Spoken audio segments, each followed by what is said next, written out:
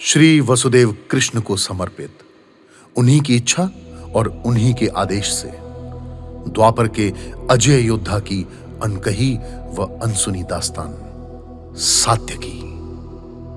युद्ध के देवता कार्तिकेय जिनका पूजन करते हैं, ऐसे युद्ध के आविष्कारक महादेव शिव के आराध्य प्रभु श्री राम के चरणों में अपना शीश झुकाकर नमन करता हूं।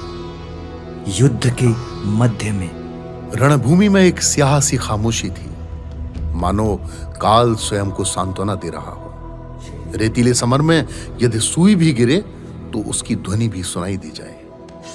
ऐसे माहौल में एक वज्र रथ पर आरूढ़ था वो। उसकी सांसें लय में थी।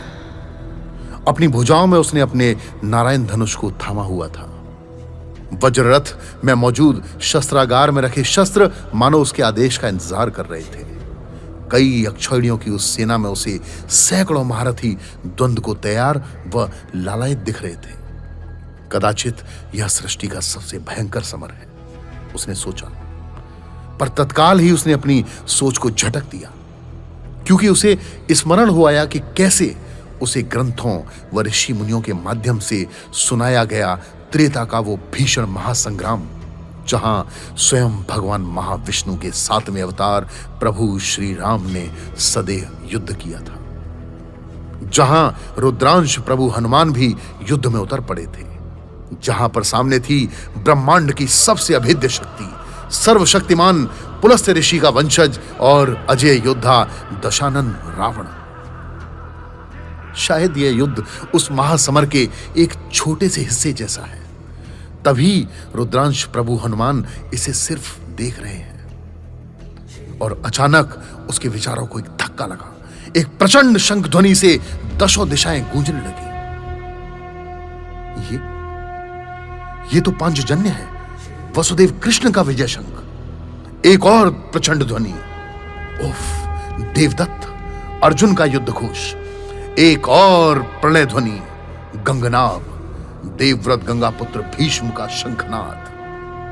और पांडव का ध्वज केंद्र में उठा। उसकी मुट्ठी उसके नारायण धनुष पर कस गई। उसका दाहिना हाथ उसके तुड़ीर पर पहुंचा और पल के 100वें हिस्से में नाराज बाण उसके धनुष पर था। और तभी गगन भेदी स्वर गूंजा, आक्रमण! विद्युत वो फुसफुसाया, ले चलो मेरे रथ को सूर्यपुत्र कर्ण की ओर। आज मैं उसके पराक्रम को अपनी भुजाओं से तोलूंगा। जी स्वामी।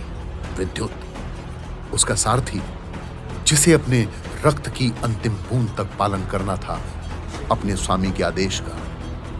काल चुपचाप मुस्कुराता हुआ राधे की ओर देख रहा था और तूफान की तरह उसकी तरफ बढ़ा चला आ रहा था। सात्यकी।